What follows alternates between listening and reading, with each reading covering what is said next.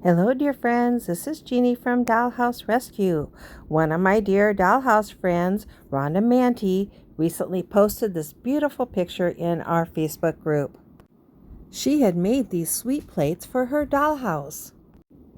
We asked her for a tutorial, and she generously supplied these pictures and instructions. Thank you, Rhonda. First, go to the internet and search for miniature plate downloads. You may be able to find one available for free, or you can find them for purchase at Pinterest and Etsy. Once you have found some you like, print them on cardstock. Here are the other tools you'll need: a couple of pairs of scissors, a scoring tool, and Aleene's tacky glue. You will also need a few buttons of various sizes.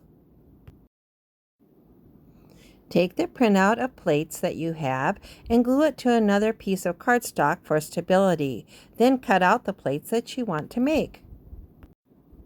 Find a button that is slightly larger than the plate you are making and another one slightly smaller that will fit inside the larger button. Then center your plate on the larger button, put the smaller button on top, and press down tightly for about 10 seconds. That is the start of giving your plate the correct shape. Now run your scoring tool around the rim of the plate while it's still inside the larger button. Do this carefully to give it more shape if desired. Now that you have the shape you want, let's go to the next step. Turn the plate over and paint it with a fast-drying, clear nail polish top coat. This protects the back of your plate so that you can attach a stick to it to help you to finish it up.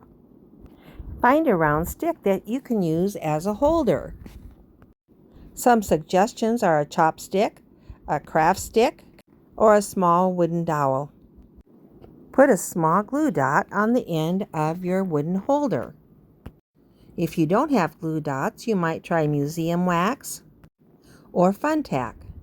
Here are the glue dots that Rhonda uses. Now you're ready to attach the wooden stick to the bottom of your plate. That clear coating of nail polish will protect the bottom of your plate. Now that you have your plate attached to your holder, it is easy to put a little gilded edge around the top and the back of your plate. A small brush and metallic gold paint work perfectly for this. All that's left is applying one more clear coat of your clear nail polish top coat to seal the whole thing. Look at all these sweet plates ready to be finished up. And here's the finished product. Isn't it beautiful? The platters are made the same way, but they're a little more work because you have to shape them with your fingers, fingernails, and scoring tool without the use of the buttons. But they come out beautifully.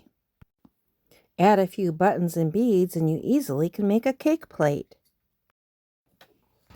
Thank you, Rhonda, for sharing this excellent information with us, the beautiful pictures and all the instructions too. I can't wait to try these myself.